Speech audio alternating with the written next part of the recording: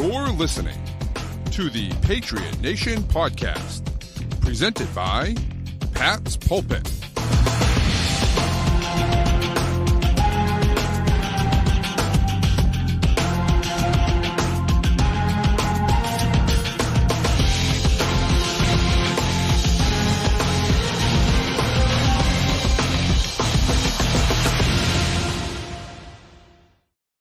Hello and welcome to another edition of the Patriot Nation podcast. It's your boy Pat Lane, as always, with this guy Matt St. Jean. Matt, welcome back, man. It's it's March. It's March, which means we're a month away.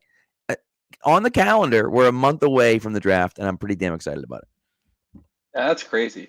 It's March is such a great time of year for sports too, because obviously we get March Madness coming up. So I'm a college basketball guy too. We get conference tournaments and March Madness, and free agency starts at the same time, and then you get the final build up to the draft. There's all the guys who've been doing the work all year long, and now we finally get to play a little bit of catch up and learn what they know and figure out who the Pats might actually be adding to this team. How many of the 53 from this past season are going to be on the 53 next year? Right. Yeah, it's going to be interesting. So Charlie's saying that we are a little too focused on the Bruins right now, and that's okay. That's all right. The Bruins just set the record for the fastest team ever to 100 points. Pretty incredible. What they're doing is pretty incredible. So, yeah, the win tonight, huge too. Yeah. And did you see the deadline acquisitions they made? We'll just talk about it for one quick second. Man, Orlov just gives them so much. He scored again tonight, did he not? Yeah. They gave up they're going full Rams here. They gave up the next 2 first-round picks to get guys to make this team good. Well, and you know what though? It's very different. It's very, very different in the NHL than it is in the NFL. Like the first-round picks in the NFL are going to contribute right away.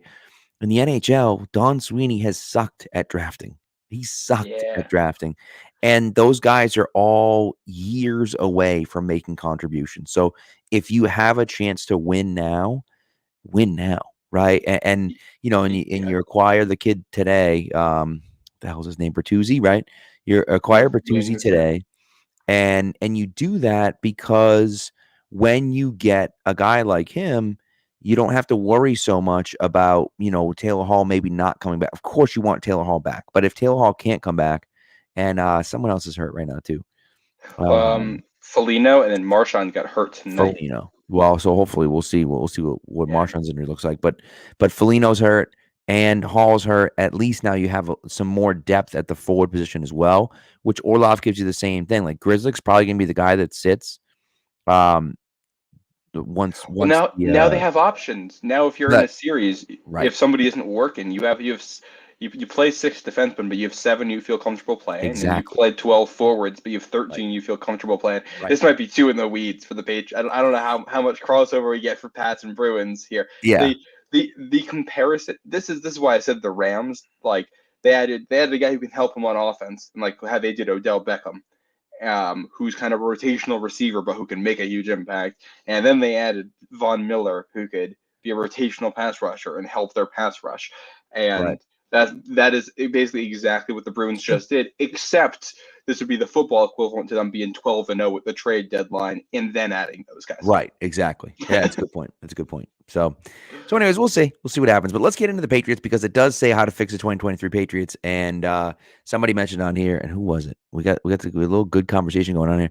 Charlie mentioned why got a whole thing. Oh yeah, why are we mentioning something that we don't know is broken? Right.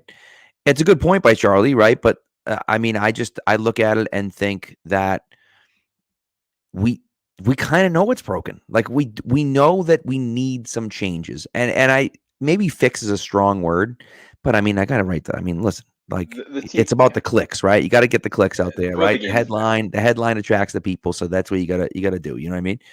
And so, and even if it's not fixed, this team has to improve from what they were last year. You can't run the same thing back out there. Everybody else is improving, so the Pats have to improve too. Yep. And so Jake did mention, which shout out Jake, who's a former student, but he said, we need T. Higgins and to fix the O-line, and maybe not T. Higgins. I don't know if T. Higgins is the guy, but I just feel like we have to do something, right? And the offensive line is really kind of where I'd start, and so I think let's just dive right into it. And my first order of business and I wonder if you feel the same way. But my first order of business is to cut Trent Brown. See you later, buddy. Have a nice life. Thanks for coming out. Go be someone else's problem next year. You save $10 million off the cap. You get rid of a guy who is not reliable. Now, here's the problem, okay? And people are going to say, well, he's only $10 million. He's only, $10.5, $11 million.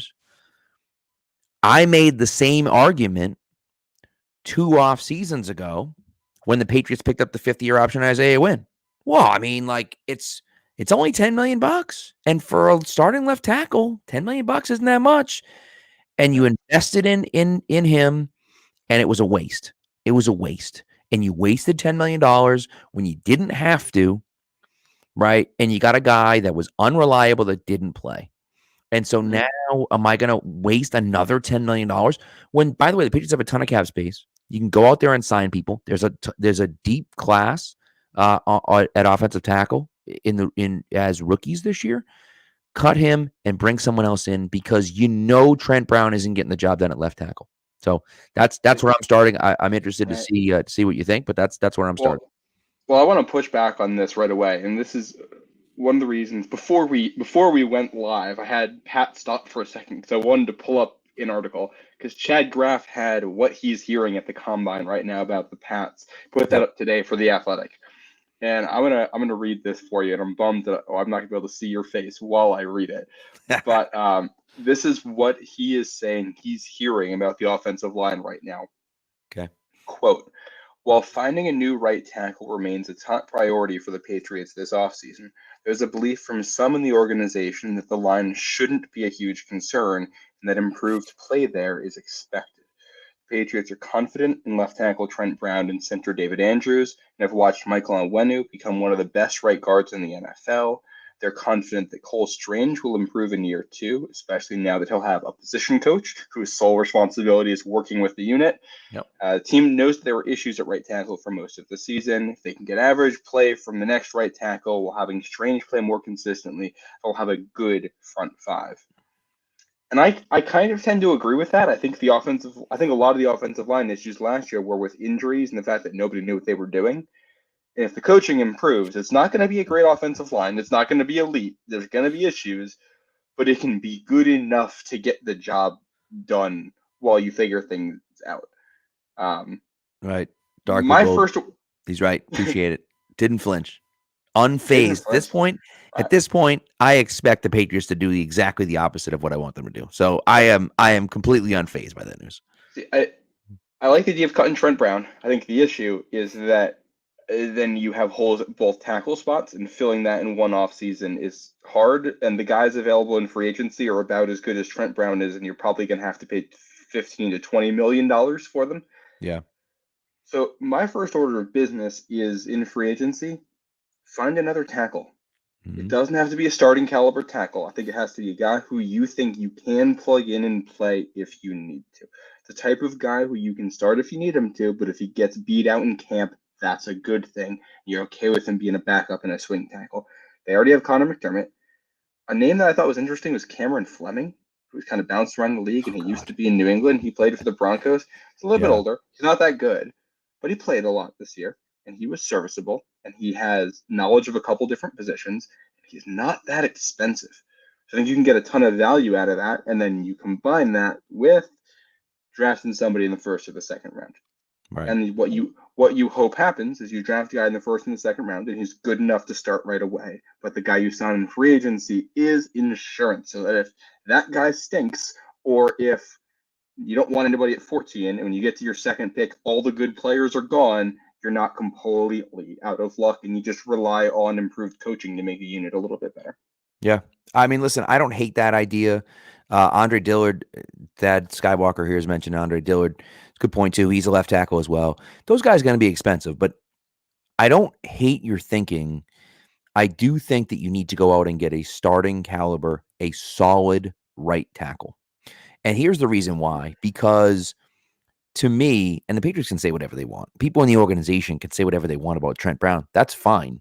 Maybe they have confidence in Trent Brown moving forward. That's okay. You can have confidence in him moving forward. But this year, not next year. And left tackle is one of the most important positions in the NFL. And so to me, I'm going to look at this offseason as you need to draft a young guy who can play left tackle. Now, is that at the end of the second, early third, where you drafting Cody Mauch from North Dakota State? Maybe. Are you taking a guy who may not be ready to start day one, but after a year of grooming will be that guy next year? I don't know, right? And that's okay. I think you can do both in this year's draft too. I think that's. Right. I'm not sure. The other issue is I'm not sure how many guys in this draft I trust to start day one, which is why I have concerns about getting rid of Trent Brown, because he's bad, but you know what kind of bad he is, and you can handle that. True. Well, and the other thing is that you're not under the gun with Trent Brown. I don't think it locks in for him at a certain point. I mean, obviously day one it does, right? But I think you could cut him during training camp and still save a good chunk of that money, right? Exactly. So it doesn't really matter if you draft a guy. 1 year deal. He's going after this year anyway. You're not locking yourself into anything long term by keeping him. Yeah. And I think so. And we'll talk about the mock draft in a little while. But my mock 2.0. I had them trading back in the first and taking Anton Harrison from Oklahoma, who I think is a guy that can be a starting caliber left tackle and could possibly do it day one. But if you take a guy like that, and by the way, I also had them taking Cody Mauch at 85. But if you take a guy like that, maybe he's not ready to start day one. Maybe he is. Maybe you take him with the thought that I think this guy's going to be a really good left tackle, but he's not ready to go just yet. So we have Trent Brown ahead of him. Then you get to camp and you're like, whoa, this kid is ready to go. And he's already surpassed Trent Brown. Well, thanks for coming out, Trent. See you later. And we'll trade you or cut you, Yeah, this thing at that point, you're not cutting them. You're trading them. Right. Because on that contract, when there's injuries in the NFL, someone will definitely take that. It might not be much, but you won't get nothing for him, I don't think. Yeah. And I like your double dipping at tackle, which is one of the things I was going to mention here. I think you shore up free agency enough. Shore up tackle in free agency enough so that if you can't draft anybody, you're okay with it, and it's serviceable going into the season. You're going to be somewhere in the middle of the pack in the NFL. But there's opportunities here, I think, to possibly add a guy who could start year one, definitely add a guy who could start year two, and to grab somebody on the second day or early on day three who's developmental.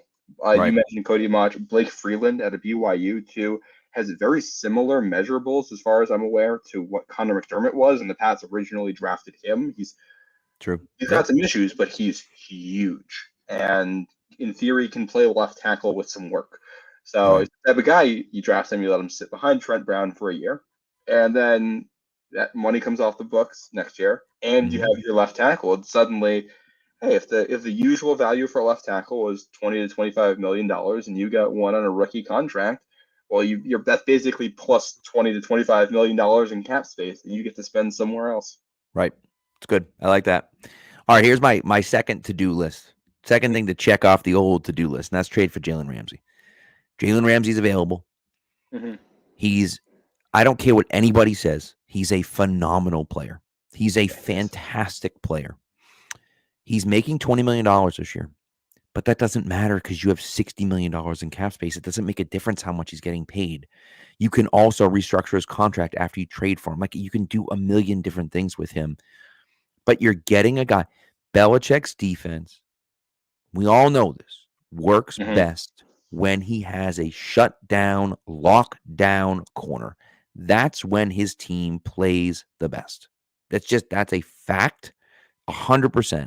The only year they ever did it without a true lockdown corner was 2016. And Malcolm Butler was good, and Eric Rowe was fine, and Logan Ryan was decent for a while. And Logan Ryan was good. So they had good players, but they didn't have a true lockdown corner. The first three, you had Ty Law. 2014, you had Revis. 2018, you had Gilmore. So, you had a true number one lockdown corner where it was I got number two, let's bracket number one, and we're good to go. And so that's what Ramsey gives you. Gives you. And so, and I love the idea of that because you're not going to have to give up much because they have to cut him. So they have to trade him. They have no leverage. The only leverage that they have is that I'm sure there are teams that are going to want him. but you can give up a 4th-round pick maybe to get him. Maybe it's a 3rd-round pick, but even still, a 3rd-round pick for Jalen Ramsey is highway robbery, Yeah. So I'm in the same vein. I'm just going about it, I think, a little bit differently. First, before I do that, I see Thaddeus Skywalker here, and I also want to address this. He mentions Chargers cutting J.C. Jackson as a possibility. Could the Pats re-sign him? From what I can tell, looking at J.C. Jackson's contract, I don't think he is cuttable this year. Yeah. I don't think the Chargers can move on from him right now without losing a lot of money in the process. Right. So I like this idea a lot in theory. If it could happen, I'm all in. The Chargers are dumb enough to do it. I'm all in. Yeah. I'm not convinced they're actually that dumb. So we'll see what happens. The guy I have my eye on, and that's, first of all, I'd love for Jonathan Jones to come back. I don't think Jonathan Jones is going to come back for the right amount of money. And I think I look at that last Bills game and that touchdown they threw to Stephon Diggs, and you need somebody who can take that away. You need it. Right. And the guy I look at is Jamel Dean from the Buccaneers. They don't have the money to re-sign him. He's going to hit free agency. He's been very highly regarded for his coverage skills for a while. He's a very good run defender and tackler, which I think you're going to need if Jack Jones is the corner on the other side of the field. You're going to need somebody who can tackle. Quite true. Size-wise, he's a little bit similar to Jonathan Jones. I think he can play in the slot. He can play all over. He can match up with the Stephon Diggs if you need him to. And it's, Bill's not afraid to go out and get a corner he really likes and spend a lot of money there if there's a guy he likes on the market. We've seen him do it before. I don't know if Jamel Dean is that guy. It might be somebody else, but I would rather do that instead of paying Jonathan Jones. And then I think the other thing you do with this is you're going to go to the store, you're going to grab some flowers, or maybe you're going to grab a card or some donuts or something, and you're going to go to Devin McCourty's house and you're going to say, please come back. Yep. I mean, that one's for sure true, right? Like Devin, go out there and listen. At 14, you have a good enough draft pick at 14 that you are going to get one of the better cornerbacks in the draft this year if you want it. Now, the problem, so this is the thing, right? We're watching the D linemen today, the D linemen and linebackers today, and some of those guys made themselves a ton of money today, a ton of money. Yep. When you're that big and you run a sub 4.40, and have a 40+ inch vert, you're a freak athlete.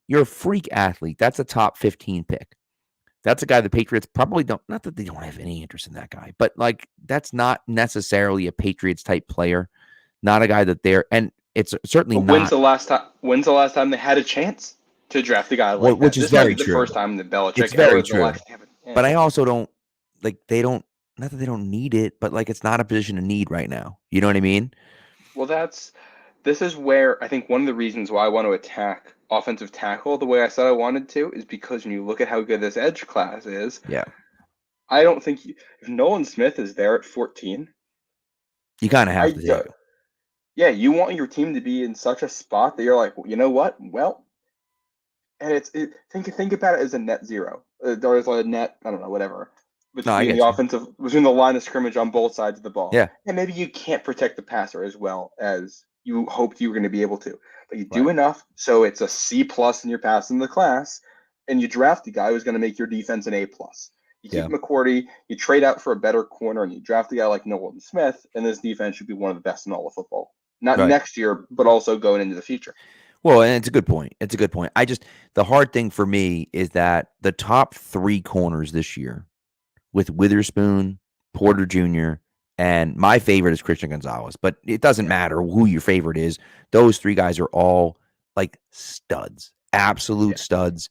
They're big, they're fast, they're physical, they have good ball skills. Like they are number 1 corners in waiting. Like to me, there are 3 number 1 corners. Now are they Sauce Gardner? No, but they're very good, and there's a very good chance, because of all the quarterbacks in this year's draft, and because there's a few talented offensive tackles, and because there's a few talented edge guys, and because there's a really talented defensive tackle, that at least one of those guys, if not more, are going to be available at 14. And, you can take one of those guys. And now, if you didn't trade for Jalen Ramsey, if you didn't sign Jamel Dean, now you've taken care of your cornerback position, and it's like, okay, here we go, And it's with how deep this draft is on defense too, and right? some really important spots on defense. I think there's a non-zero chance here that the Pats could trade back and still get one of these guys if they want them, depending on how this breaks out. And that's why I don't know. This is just, it's not a great year for offensive tackle in the draft if you need a guy right away. Free agency is not great for offensive tackle, and I don't want to. We went into 2021 being like, hey, our receivers were awful last year. Our tight ends were awful last year, and we threw an egregious amount of money at the problem and overpaid guys. And I think approaching tackle that way this year is the wrong way to do it. I think being a little bit more conservative with your money there because the talent isn't there is the best way to handle it. And we want to get the ball out of Mac's hands and into the field of play. And if the best way to allocate resources there is instead to get a good receiver because the tackles aren't that good, and to find guys you can get the ball out too quickly, and to get a blocking tight end who can help with the tackle when you're in the running game, might be a better use of your money. That's why. Do you want me to go to step 3 of my plan here? Do it. And this is in some ways also the last step of my plan, time-wise. We're cutting Jonnu Smith. Which you can't do until after 6-1. But if you do that after 6-1, you save money. And you can cut him earlier. You just don't get the cap savings until after. Right. And we're just going to find a decent blocking tight end. It doesn't have to be anything crazy. Yep. Find this year's Dwayne Allen, whoever it is. How about Luke Schoonmaker? Sure. I don't care if you do it in the draft. I don't care if you do it in free agency. You can do both, too, in this situation. Get a legit blocking tight end. Because if you do that, it's going to make everything you do on offense so much easier. This team couldn't run the ball this year for a variety of reasons. Tight end was part of that. If you get a guy who can block, it's going to help your running game. It's going to help your play action game. And we know Bill O'Brien loves his tight ends. I don't think they're bringing in a fullback with him. So if you want to help the running game, you want to help Ramondre out, you want to take a load off Mac, you just get a dude out there who can kick ass and block. I like it. I do like that idea. I think it makes sense to cut Jonnu. Certainly that doesn't make. I've seen people talking about cutting Hunter Henry. I think that's dumb. But you save money. I don't know if you're going to be able to use that money for anything good is the issue. Right. But I also wonder, and Dad kind of says too, like he's not worried. He's not, not sure if Belichick's ready to give up on Jonnu yet. I think there's a possibility that he can provide you something in this offense with Bill O'Brien. I think you can scheme stuff up for him. Now, he's not a prototypical tight end. You're going to have to scheme him touches. But I think he's still good enough with the ball in his hands that it might be worth it to take a shot and see what happens. You're not saving enough money. It's like $4 million you save. Right. So if you think Jonnu Smith is worth $4 million, you keep him. And then you also look for a blocking tight end, and you also look for a guy in the draft, and you see what happens. Yeah. Schoonmaker, I think the Patriots are high on Schoonmaker. I think they like him. I think he's the type of guy they're looking for. And I think a 4th, 5th round pick is going to get that guy, and maybe even later. So, to me, that's where I'm looking in here too. Yep. Darnell Washington from Georgia, who I forget who was talking about it, but I've heard a couple different times now talk of Darnell Washington potentially translating to a tackle at the NFL level too, with his athleticism and converting that at least some teams view him that way. Which, here's the thing: if you think Darnell Washington can be an actual NFL tackle, and a really good one, you take him in the 2nd round, you could essentially be getting a 1st-round player in the 2nd round just with more risk. So, or if you think he can be Johnny, I think he might already be better than Jonnu Smith. I think there's an argument for that. So, we'll see. But Jonnu Smith didn't know what he was doing this past season, and I would assume coaching is a part of that. So, hey, better coaching. So you never know. You're getting your money's worth out of him, but you might get enough to make it worth to keep him. That's kind of what I'm looking at. So my 3rd thing on there. Well, my 3rd thing was sign Jawaan Taylor, but that's neither here nor there. I think the tackle class. You're not wrong about the tackle class not being elite, but I think between Jawaan Taylor and Mike McGlinchey, someone mentioned Andre Dillard. Like, there's enough guys that are good enough. There may not be elite players, but like Jawaan Taylor has been a consistently good player for the Jaguars. He's not like a he's not an all-pro. He's not an amazing player, but he's just consistent and reliable. And that's the thing. Like, and so I'll pay for the consistency and reliability. Now, am I going to give up a ridiculous amount of money for it? No. And is it possible that Taylor gets a ton of money? Maybe. And if that's the case, then I'm not making him the highest paid offensive lineman ever. Like, that's stupid, right? But because he's playing right tackle, because it's not, if you can get away with paying him a little bit less, I'm 100% on board with that. But what I do think they need to do is trade for a wide receiver, and that can come in many different forms. I know T. Higgins is an idea that's been kicked around. He was in my first mock draft as trading for T. Higgins. I don't know if that's likely. Sounds like Cincinnati wants to hold on to them.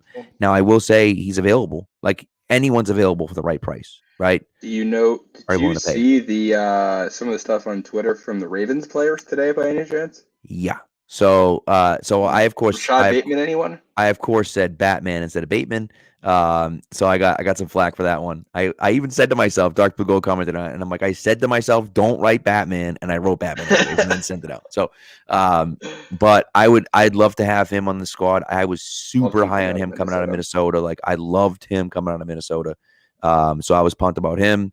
He obviously went to Baltimore, but yeah, if you can get him for something, I'd be 100% on board with that. I don't know now if Denver's still shopping him, but if they are, Jerry Jeudy's a guy I'd love to bring back. I'd love to bring in here, and I wouldn't be opposed to bringing Brandon Cooks back. I wouldn't be opposed to it.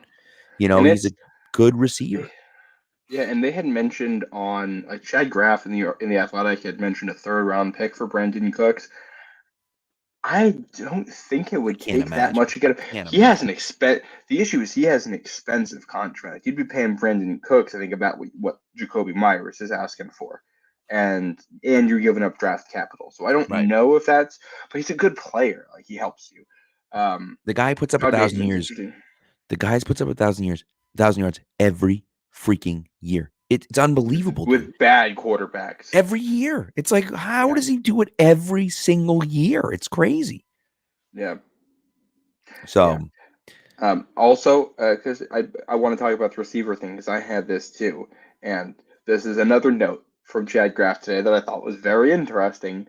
Yep. We've seen them seemingly be interested in Zay Flowers. Yep. And one of the things I noticed was, hey, rumor was they wanted to coach the Senior Bowl or the Shrine Bowl because they wanted to coach Zay Flowers. And there was an article that came out that said, hey, Zay Flowers might not make it out of the top 15. And you connect some dots, and it's very easy to assume, hey, well, I know a team in the top 15 that might like him and may want to take him right there. It's possible. But Chad Graff was saying that from what he's hearing, they aren't interested in taking a receiver with that first pick in the draft, which is intriguing to me because I think there are guys there who can help them. I think Zay Flowers, wherever he goes, helps them. I think Jordan Addison would help them. I think JSN, Jackson Smith, and Jigba from Ohio State would help them. Another name I'm going to throw out here, and this is one I think you're going to love. I think you know who this guy is. If you don't, you're going to. Okay. Tank Dell. Oh, yeah. He is Marcus Jones, just as a receiver instead of a corner. Matt, I like to think that we're friends, but you never read my mock drafts. And in my round two of my mock draft 2.0, Nathaniel /Tank Dell was off the board at pick number 40 for the Patriots. You're totally right about the Marcus Jones things. You're totally right. Like, the Marcus Jones thing is a perfect comparison because he is small. He has short arms. He doesn't have a big catch radius. There was a little bit of a drop concern, but he's so freaking quick and fast. Like, he has so much juice, that he could really help there's talk about Marcus Jones making the shift to offense. People are like, why doesn't he just play offense? So it's like, well, why don't you just draft Tank Dell and then he'll be your Marcus Jones on offense? Exactly. And it gives me Kadarius Toney vibes for what he was doing in the Super Bowl too. And if you look at Bill O'Brien's history, he has made a living off of having guys in the slot who are mismatches, which he did it with a tight end who won't be named when he was in New England, and he did it with Edelman, and he's done it every spot in his career. And if you watch his coaching clinic, he talks about it all the time, how much that matters. This team doesn't have that guy right now. So I'm saying you have the money you would pay to Jacoby Myers, and I think he's not coming back. I've seen Mike Reese brought up, I think, up to $20 or $21 million is a possible annual value for Jacoby Myers on the free market, and I don't think I'm going over $11 million for him. So we'll see it. Go take your paycheck and enjoy the money. And I think you need somebody who is quick in the middle of the field. I think you also send a box of chocolates to Kendrick Bourne and say, sorry, we're hurting your feelings last year. Let's get you back involved in this. He's a guy who can help over the middle. And I don't know exactly how good a receiving core of Devontae Parker, Tyquan Thornton, Kendrick Bourne, and Tank Dell would be. What I can tell you is you got guys who can win matchups in different ways. You got guys who fit defined roles, and you have a couple guys there who can be explosive after the catch, plus a speedster, plus a contested catch guy.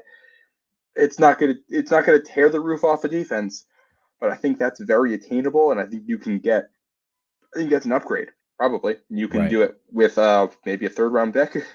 When I agree with you, and that's kind of where I'm at. I feel the same way about Dell, and I did draft him a little bit early, but I just based on the it's PFF rankings and stuff. Based on that, I was like, I'll take him a little early, just so I know I get him.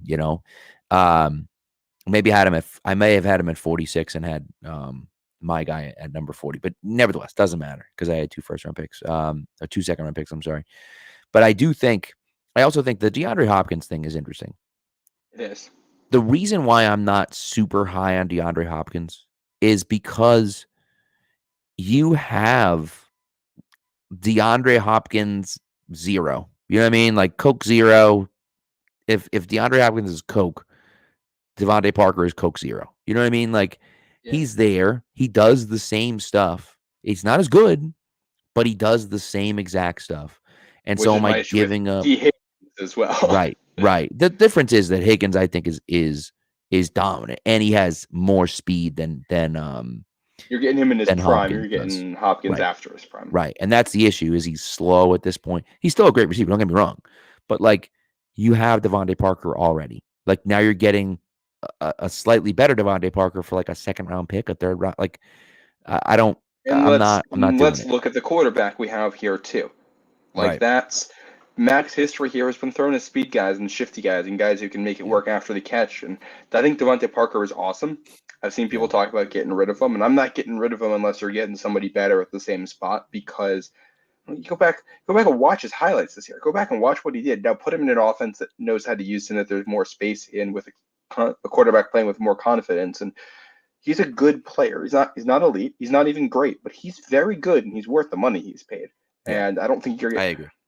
I look at him and I look at Jalen Mills as 2 guys who I think aren't anything spectacular, but are probably going to be worth the money that they're paid, and you're not getting somebody better for that price. So just hold on to them. They know what's going on. They're familiar with the team. Well, don't overcomplicate it unless something better comes along. Correct. And the Mills thing is fascinating because it's like, did you see what happened this year? Did you see what happened at corner this year when you were trotting out guys that you signed off the street in week 15? Like, you just don't. Attrition happens. Those things happen. And so unless you get a guy, unless you get a guy to replace Jalen Mills, it's like, just keep an extra guy. Why not? Like, what difference does it make? And so that's the stuff for me that I think people are quick to move on, and they shouldn't be. So by the way, you can play safety too, which I think they're going to need a little bit of. Right. I agree. We talked about it. I talked about it to you before I put it out, and I think you saw the tweet, the thread. But Emmanuel Forbes is my guy. Did have the Patriots taking him in this mock draft 2.0, and all of a sudden, his name is everywhere. All of a sudden, I'm not saying anything to do with it, but I am saying his name wasn't everywhere, and now it is. So it's just a coincidence. It's just a coincidence. But to me, I think he's a good player. Now the problem is that I'm curious to see what he weighed in at the combine, but he hasn't officially weighed in yet because they haven't done corners yet, I believe. So we'll see what he weighs in at, and we'll see how much of that is water weight, right? He said he played at like 173 or whatever, but can get up he to might weigh in 181 and or not something. run at the combine, and then Right. run and not weigh in at this pro day. Yes, exactly. Right. Because he said he plays at 170 and 173 or something like that, and I heard he really plays at like 160. So like it's a little bit different, you know. But either way, 6 pick sixes in the SEC, whatever. I did the whole thing last time. Great ball skills, great instincts. Yeah. So very similar to Jack Jones. And that's the issue that you have is if you draft him, now you have Jack Jones and him, two smaller guys. But if you don't get one of those three, big, tough physical corners in the first round, and maybe you want to look at Kelly Blue, right? Kelly Caillou Blue. Caillou Blue, yeah. And he's a little bit more of a player that can be physical and whatnot. But there's a lot of depth at corner in this draft, I think, too, and they've worked with a lot of guys, which I think is interesting. Yeah. And I think overall, I'm thinking about this more, and I think if I had to put a thesis on what my offseason plan is here and how to fix the 2023 Patriots, it's to not overextend it anything and to get more depth than you did last year and to basically try to fill every hole and then go into the draft in a spot where you can just take the best player available at 14 and just add an impact guy at whatever position, offense, defense, wherever, and use days 2 and 3 to fill out some of the rest of the stuff. That's where you get a wide receiver maybe, or a tight end, or a corner, or some depth at tackle, or if you want to add another running back, go for it. If you want to take a shot on another quarterback, go for it. If you want to add a safety of the future, that's where you're looking. And try to, if you can get a couple more picks on day 2 and find a way to do that, this team needs impact players, and I think you got to get one at 14, not over. I look at what Bill said about the lack of cash that they've spent recently, and I do think they're going to throw a lot of cash into this offseason. You got to do it with more moderation than 2021. Leave yourself a little bit more flexibility going into the future than you did with your spending spree that offseason, just so you can adjust. I don't want to be one of these bad teams that's spending money to spend it. Right. I agree. Our tackles might not be good. Don't throw $25 million at a tackle that's going to give you 15 holding penalties in a season because you didn't like the guys you had there last year. I'd rather have a C- player at tackle than do that. Yeah, no, 100%. I agree with you 100%. And so we'll see.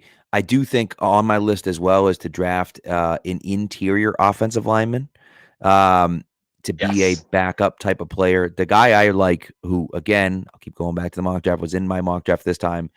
And I go back and forth about different players, and there are a lot of good players out there. Alex Forsyth from Oregon. He's given up 3 sacks in the last 3 years combined with and who's he coached by? 5 QB hits. I don't know who's the coach. Oh, wait. Adrian Clem. Love it. I'm like, wait a second. Who is that? And I'm like, oh, right. I know who it is. So, and he's a guy who has a little bit of position flexibility, has played center mostly, but has also played a little bit of right guard, has played a little bit of left guard. So he's done a little bit of all 3. And so he's a guy that could come in and do a little bit of both. So he's a later round pick. Like, those are guys that you just kind of take a shot at and see what happens. And so, and again, it doesn't have to be him, but it could be anyone, right? And so, but take a shot at another interior offensive lineman. I'm happy with Cole Strange. I'm happy with Onwenu. I'm happy with David Andrews. But Andrews obviously is getting close to the end of his career as well. So taking a center that has some position flexibility is a smart thing because he can be a backup right now. And maybe in a year or two when David Andrews leaves, he can take over for David Andrews. So I think it's a little bit of both, Yeah, and it's the guy I like is I think Olamudi from Michigan. Yes. Yep. And I think give me all the Michigan guys. Grabbing a center the end of day 2 or day 3. Go Blue, by the way. I'm holding my Michigan cup for you, Pat. There you go. Appreciate that. Michigan offensive linemen are just generally very well coached players and very good players, and you can add guys for depth. And I think last year we had that stretch where David Andrews gets hurt and it's James Ferentz giving you real snaps against the Jets defensive line and the Colts defensive line, and it ruins 3 Sundays in a row, or 3 out of 4 Sundays, or whatever that was. Yes, not good. Don't be in that spot. This is why I said, like, fill out your depth, and this you do it, like, sign somebody better than James Ferentz in free agency, and then draft a center or guard or whatever, so that you got a couple layers of depth there, and it gives you more shots. Like, the guys get hurt, obviously, so you want the depth. What happens if Cole Strange is awful? Well, you got somebody. What happens? I mean, David Andrews might only have a year or 2 left here. You want the next guy. You can never have too much depth in the NFL, especially in the interior, especially when this team is going to want to run the ball. You need guys who can push people out of the way. Right. And Bill O'Brien likes the spread offense. Depth. Which means you're going to have 5 offensive linemen trying to block against blitzes and all kinds of stuff. You need a lot of good players to make that happen, and you need smart players. And so agreed. I think just I love the Forsyth idea. I just saw Chasen Hines mentioned in the chat by Z-Tac. Yep. Hines could be that too. I don't think we know what we have in him yet. Yeah. And that's where they have more info than us there. So we'll see what happens. But look at the guys who didn't make this team in the offensive line last August. I think only 1 or 2 of them landed anywhere else. Yeah. Most of those guys landed on the street. A couple on practice squads. They were awful. You can't have that. You gotta make it better. Gotta make it better this year. And so we'll see. Kind of at all the positions. There is one other thing on my list. Okay. I don't know how people are gonna feel about it. I don't know if people are gonna like the player or not. I don't know if you're gonna like the player or not. Oh boy. But I have on my list to sign Tremaine Edmonds in free agency. And I think he brings a lot of what the Patriots have been looking for. They've brought in a ton of safeties, but they also have been trying to find that second linebacker who plays with speed and aggressiveness, that can play the pass if they have to, but can also play against the run. And they haven't found it. Mac Wilson couldn't do it. Chase Winovich certainly couldn't do it. Raekwon McMillan okay, right? I mean, who's the kid that Cam McGrone couldn't do it? So, like, none of these guys could do it. And so if you bring in a guy like Edmonds, the Bills, it's funny because Bills fans, like, if you ask one Bills fan, they'll be like, oh, I love Edmonds. And you ask another Bills fan, they're like, Jesus Christ, I can't wait for this guy to leave. So he is a guy that's going to take some chances. He's a guy that's not going to be like the most consistent player of all time, but he brings you that speed and playmaking ability that nobody else on the Patriots has right now. And so I think that that's really important. I think that's a really interesting one. I'm not sure if they're going to throw that money at him, but I do think he makes your defense better. And I'll also say, in a world where Devin McCourty retires, he just gives you a zone defender who knows what he's doing in the middle of the field. And he's not a free safety. He doesn't replace that, but he does help you in other ways in the passing game to help mitigate what you're losing at free safety, which I like that. I like that a lot. I had another name I'll throw out, and then I have a final step. I have a question. I have a question for you, so I'll ask those before I go to my final step. I mentioned Jamel Dean before. Yes. The other guy I think you're looking at is Trey Dean. I believe his name is, from Florida, the safety, who I know they've been interested in. Last year might have been the year of the Jones. Maybe this year is the year of the Dean in the secondary. You add Jamel and Trey and help bolster things that way. That would be really cool. Both of those guys are fit. My question for you, I meant to ask this earlier. So you're trading for Jalen Ramsey. Yep. Does that mean you're letting Jabril Peppers walk, or are you re-signing Peppers? Oh, no. I don't think Ramsey has anything to do with Peppers. I think Ramsey is who you worried about, the money? Is that what you worried about? No, it's because Ramsey has played a lot in the middle of the field at points, and he when they go zone, he plays in a lot of the things that Jabril Peppers did, just without the run defense as much. Right, and so honestly, I'm bringing Peppers back almost as that linebacker spot. I think he brings an energy to your team that's very, very difficult to replicate. He just plays with such energy and fire. I love the way he plays. And so I'd like to bring him back now if he's going to be a ton of money. And if you trade for Ramsey and bring in Edmonds, maybe Peppers isn't necessarily super important. But then the other part of it is that if you're going to play with 4 safeties like they did last year, a decent amount of time, you need them because you need the depth at safety, right? You get a guy like Adrian Phillips hurt, and so that's the hard thing for me is that I don't know if it necessarily impacts what I would do at Peppers. You might be right; it's a little bit of redundancy, but I just love the way Peppers plays so much. I'm not overextending to bring him back, but I think he'd come back on a fairly team-friendly deal, and I'd love to have him back.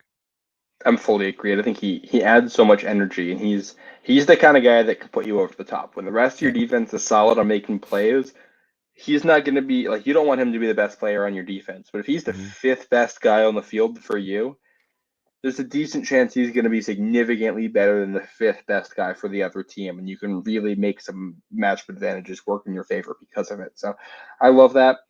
My final thing, this is a multi-part thing in my final thing, is just fix special teams. I think the fact that it doesn't look like they're making a ton of coaching changes there, from what we can tell, which tells me internally they probably think the players weren't very good.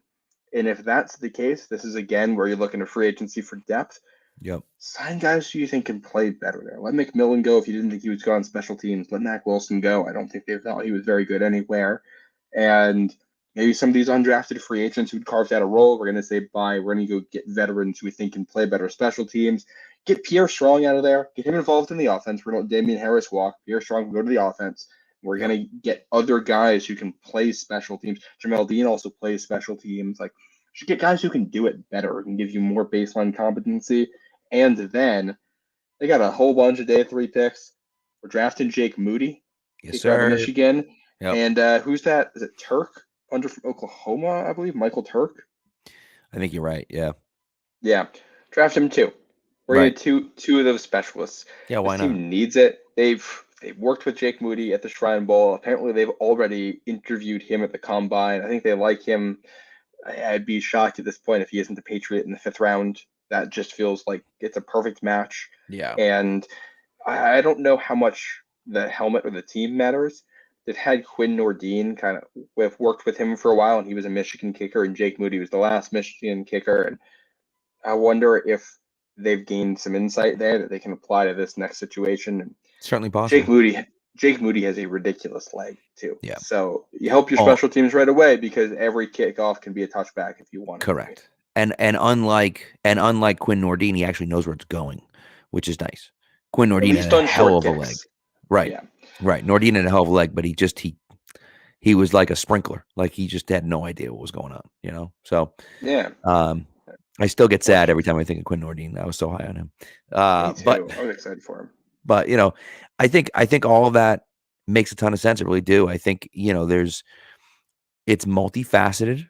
There's a lot of things you got to do. I think, and one of the other problems for me is that this team won 8 games last year. And they probably could have won 10 or 11 fairly easily. And so was there. They were pretty good already, So the title was How to Fix the 2023 Patriots, but maybe that's an unfair title. But again, I do it for the clicks, baby. I'm here for the clicks. Okay. I think we've already done the biggest possible thing we could have done to fix the 2023 Patriots and just upgrading the coaching staff. Correct. And that's really the biggest part of it, right? And someone, I forget which one it was, but said, we opened up the gate and let Matty P just, wander away. Right. Yeah. And so, but I do think upgrading the coaching staff is such a huge thing. It does look like DeMarcus Covington is sticking around as well, which is good. And so we'll see. I don't believe there's any other defensive coordinator positions open still. I know he's interviewed for a ton of them, but I think he's still around, which is good. Mayo is back. Steve Belichick is back. And then you have, of course, you upgraded the offense so much on the coaching staff level. I think Nick Caley, as far as I think this will be an upgrade over Nick Caley. I just never really saw anything with him. I think the Patriots didn't either. And it was time for them to move on. And so you look at that saying, all right, Caley goes away. We get our new tight end coach. We get our new QB coach / offensive coordinator, who's like an actual quarterbacks coach and an actual offensive coordinator. And then of course you add an Adrian Clem as well. So to me, it's huge. And so That's really what you needed to do. You've done that.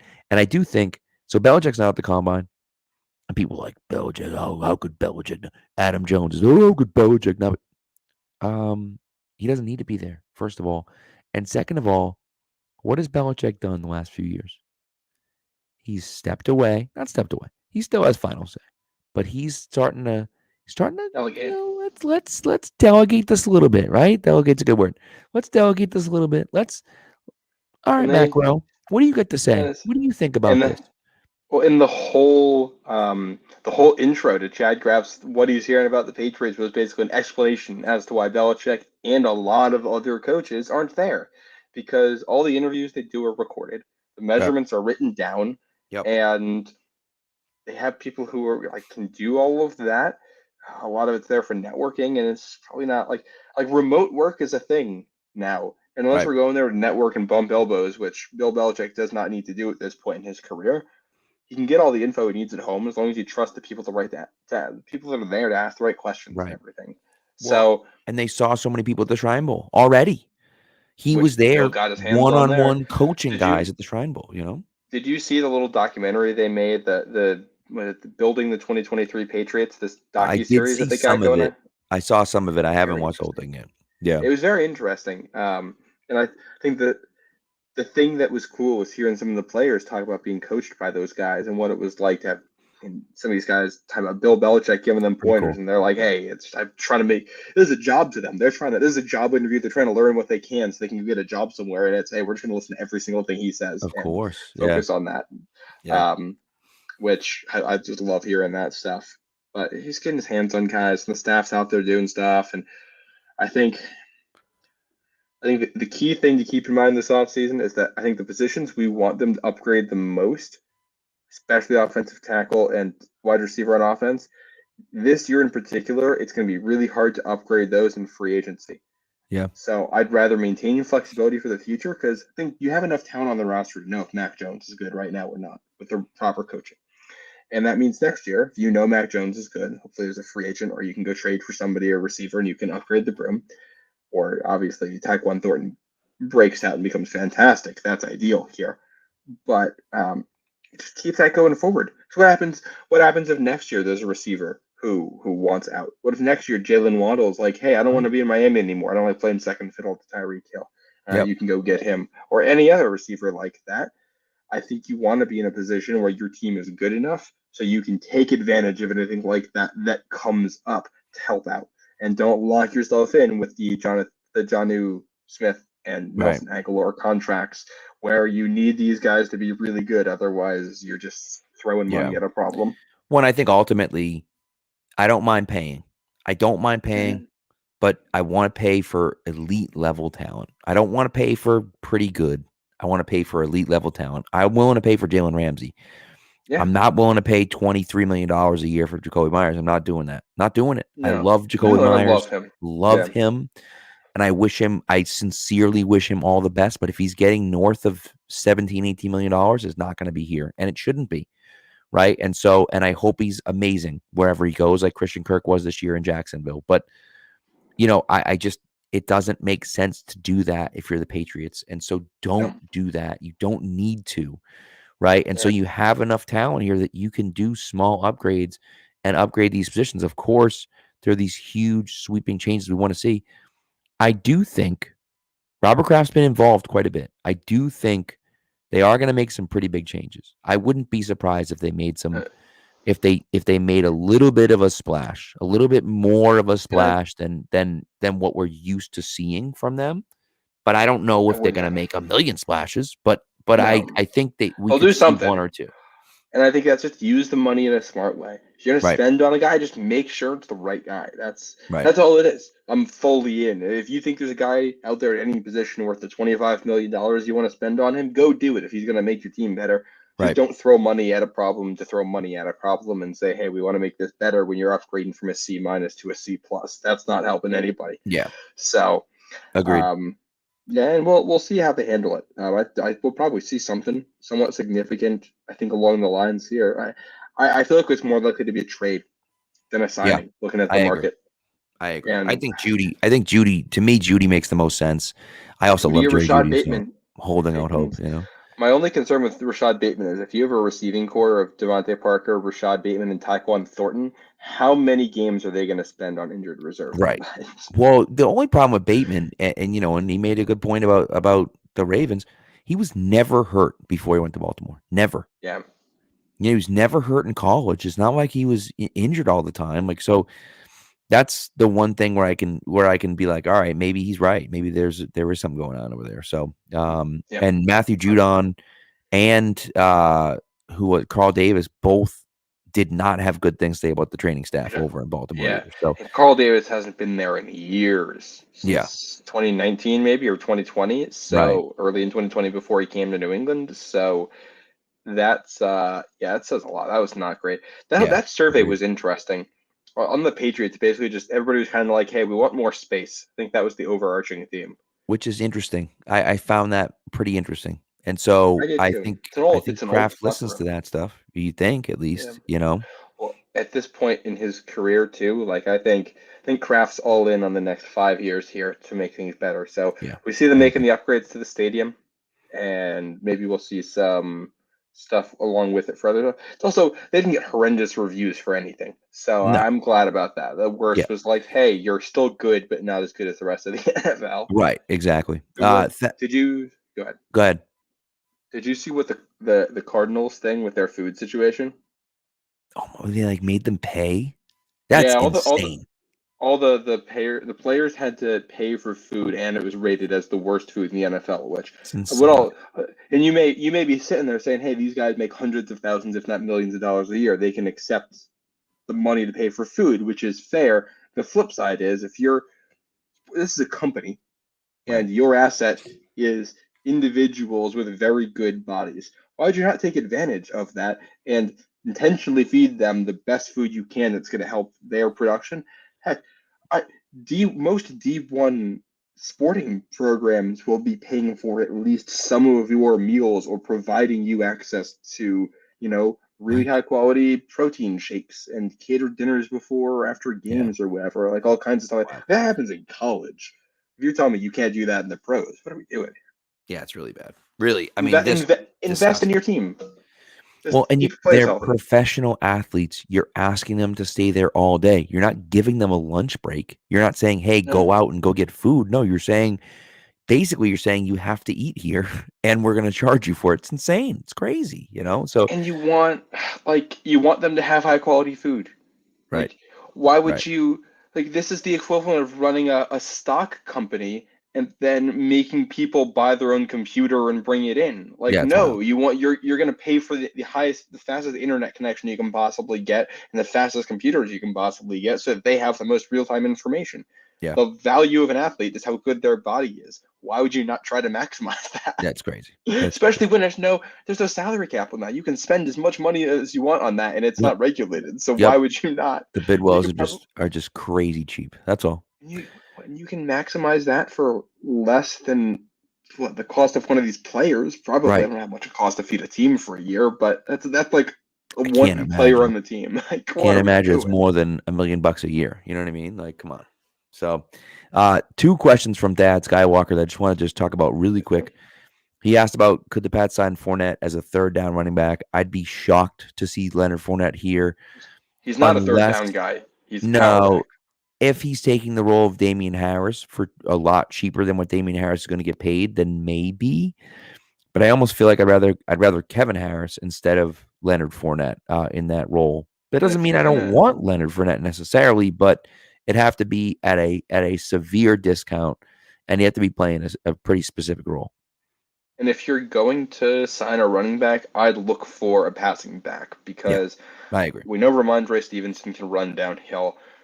Kevin Harris, I think we've seen, can run downhill. That's what his skill set is. I don't think it would be that expensive to bring Damian Harris back if you want him to, and he's a downhill guy. Pierre Strong, I think, can be an asset in the passing game, and I have high hopes for him. He had a better receiving year as a first-year guy than James White did. So whatever that's worth, both as fourth-round guys, we're talking like a 10-yard difference. But I think he's probably your passing back next year. He and Ty Montgomery. That's a spot you could upgrade or at least bring in another body to compete. And I think I'd rather spend the money there than go after another big body. Agreed. Who's the kid from who's the kid in the draft? Is it Sharp? Tajay? No. I Elijah forget. Sharp's an old receiver. I don't I know why know. Shaden Sharp just came to mind. He's in the NBA. No, But maybe it's a Tajay something or I are you talking about thinking of the kid from Tulane? yes, that's the one. Yes. Right? Yeah. People He's like rave he's about him. explosive. Yeah, he's gonna go a little too early, I think, Yeah. for what the I Patriots follow want. a journalist who covers Tulane and the Saints, and Okay. and my feed just constantly is her retweeting videos of how Yeah. good that kid is. Yeah. So we'll see. The other question that had was about Joe Judge being the special teams coordinator next year. I haven't heard about any changes. Seems like Cam Akord is the guy. I don't even know if Joe Judge is going to Well, be back with the well, Patriots. I But thought I don't Joe know. Judge traveled to Vegas with them for the Shrine Bowl. He might be. Pretty Did sure he he? I did. didn't think he did. I thought it was him and Matty P were the ones that didn't. But you might be right that Joe Judge did. Well, I thought that's what was interesting is that he traveled, Yeah, did he? Did he though? and Patricia didn't. I'm loading an article right now. Yeah. But Z-Tac is saying that he did. So you're right. So I think it's probably Judge's coordinator and Acord back to assistant, I but we feel don't like find out that makes the until, most sense. is it June or July that we find that out? Yeah, I guess It's late. before They announce training later than camp. anybody Oh, else. they do it super late. They're not telling you We don't anything. find out So until the media guide comes out, and I think they release theirs like whatever date that's due. yeah, So of course they do. So anyway, so there's that. I think it's a good question, and I am interested to see. It could be Joe Judge. It should be Joe Judge because Cam Akord clearly can't get the job done. I think so. And again, I yeah, do think it's the players. I think you're right that it's players too, but I think the coaching clearly hasn't been up to par. So, and I think uh, it's both. I think this team doesn't have a massive amount of assets to improve. Like they have a lot of cap right, space and they have draft picks. They're not going to take some massive step forward in the players unless some things really break their way. The best way for this team to improve year over year is internal improvement. Players getting right, better and the yep, scheme being taught better and guys finding a role in it. And if you do that, I think you can keep the talent level of the roster the same, fill out your depth, and hope whoever it is you draft can make more of an impact than you'd expect them to. And that alone can make this a better team than it was last season, at least more consistent week to week. yeah, 100%. And I think one of the biggest goals for this year, and this isn't this isn't something that you haven't heard before, but one of the biggest goals for this year should be: is Mac Jones the guy? Is Mm. he the guy? Not the guy we like. Is he the guy? Because if he isn't, then you probably don't pick up his 5th-year option, and you have to make that decision after this season. So like, it's one of those things where like it's gonna come to a head at some point, and he's gonna get paid a ton of money, or he's not. But you're gonna have to make that decision, and I'd feel really good about knowing that by the end of this year. And you don't know it right Yeah, now. We've talked about that, ad nauseum, that you don't yeah, know it right now, but you have to be able to know that. And that means building up the coaching staff, which they've done, improving the offensive line, which hopefully they'll do, and improving the weapons around them. And if you do those 3 things and you don't see marked improvement from Mac Jones, now I feel pretty confident saying, yep, he's not the guy. The haters were right. He isn't the guy. If you yeah. see marked Well, improvement, then now maybe we're talking. And maybe he's still not the guy that you want. Maybe he still isn't the guy that can take you where you want to go. But, at least there's a chance there, yeah. When I think like the other part of this, I look at the Lions this year as a team. Like, look at those offensive players on paper. Yeah. And then look at the way they produced this year because the coaches put them in good spots. Yep. I don't know how good Mac Jones is, but I think we all agree that with the right situation, he could be exactly as productive as Jared Goff was Yeah. this year. He should be able to do all of that. And I don't think this offense is like that offense can be dominant on the offensive line. He can do some scheme stuff there. And I don't think the Patriots are going to be able to do next year. And they had Amon-Ra St. Brown, who I think is probably the best skill player on either team.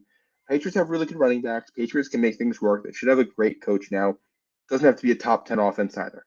I think you can just be a very productive offense with some of the players you have with coaches putting them in the right spot.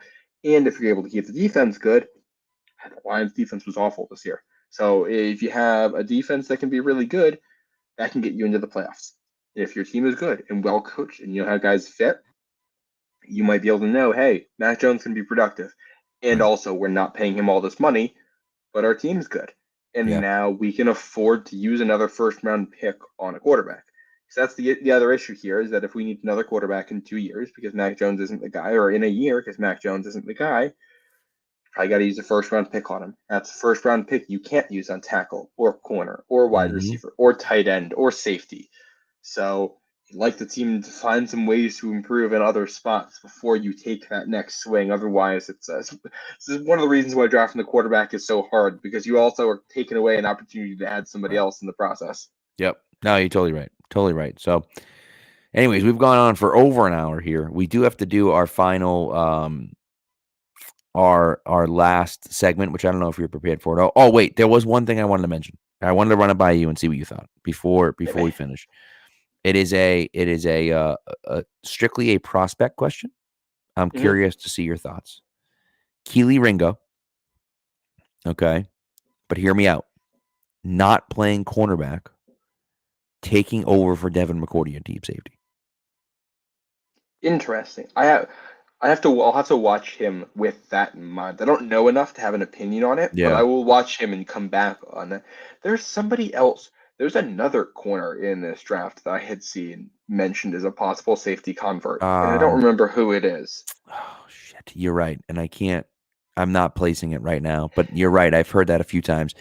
I thought the reason why I think this with him is because I just feel as though when you look at him, he's a big physical guy who's fast, but he has trouble sticking in man-to-man at times with those outside corners. He has trouble with like the quick twitch movements at times. So if you put him back at deep safety, you can get a guy, smart player, right? Well coached from Georgia, like smart guy, but you can use his speed to your advantage without having to worry about him sticking one-on-one with number one receivers on the outside. And so that was kind of where I was at. I had forgotten to ask you that earlier, so I wanted to see what you thought. Yeah. Did you see what do you call it? Was it Cam Smith, the South Carolina guy? He was saying about his interview with the Patriots. Yeah. I thought that was really funny. That it was like hard. And I'm like, dude, it couldn't have been that hard. Well, it wasn't even that it was hard. It was that they just asked like weirdly personal questions, which I sometimes wonder if like we hear all the strange questions that get asked at the combine, and I some of these teams are asking them for the nefarious reasons. I also think some of the times it's just like, hey, we're gonna get the coach in there. This coach has a sense of humor, and he wants to see how this guy reacts because he's going to be making these same types of things in a meeting, and he wants to know how this guy's going to respond in that situation. I think that's probably what that is. 100%. That's absolutely what it is. And instead of doing what other teams have done and ask like ridiculously inappropriate questions, the Patriots ask him questions about, deep dive questions about, hey, on week 4 on 3rd down and 10, you ran this play. Why'd you do that? And he's like, what? Yeah. So yeah. All right. So last segment. Let's go. I got 2 of them in case you didn't come prepared, but I got one for you. All right. I like it. All right, here we go. And now for something we think you'll really like.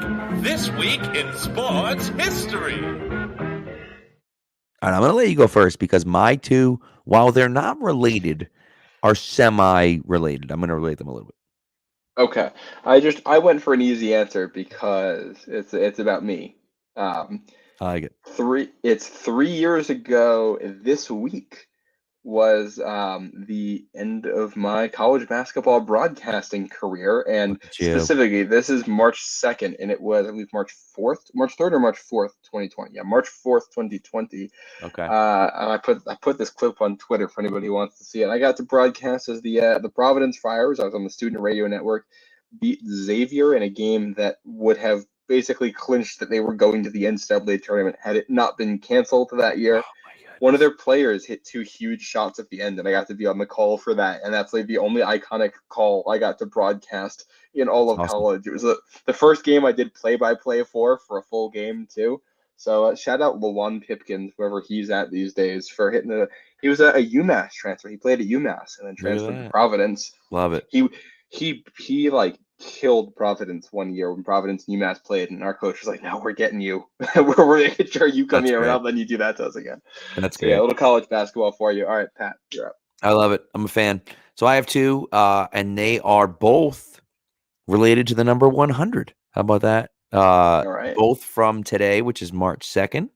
The first one, I'll go in chronological order. The first one is from March 2nd, 1962, and that is when Wilt Chamberlain scored 100 points in a basketball game, going 36 for 63, 36 of 63 from 63. He attempted 63 shots, 36, 63, and 28 of 32 from the free throw line.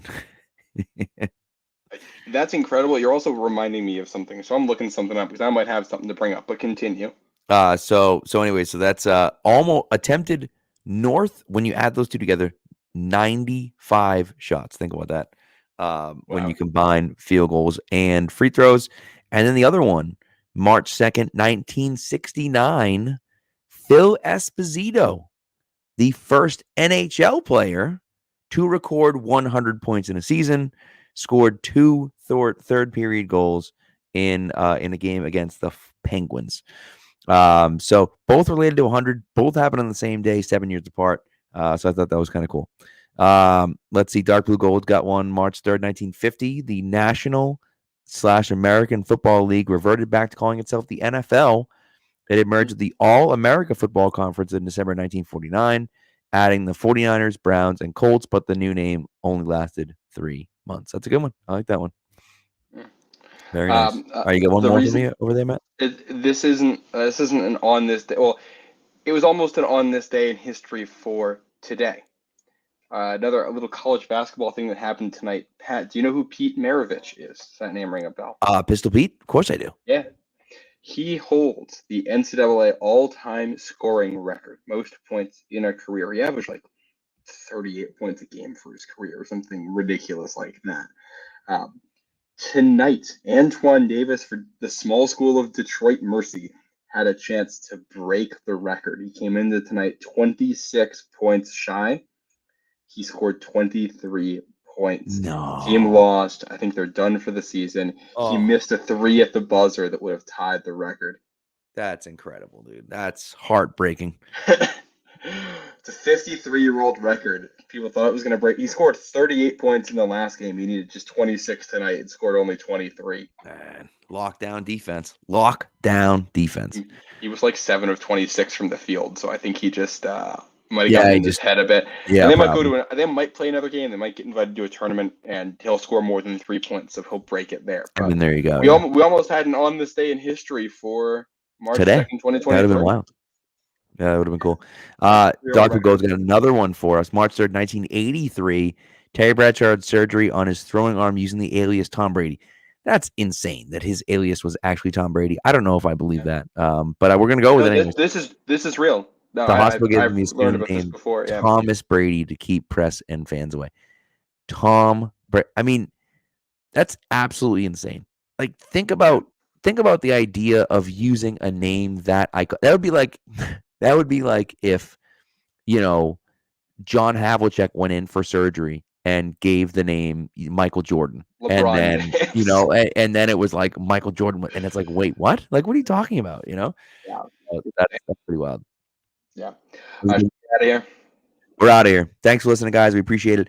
We do have some news. I know we dropped some news on you about us moving from Pat's Pulpit. It is still going to happen, unfortunately, but it's not going to happen yet.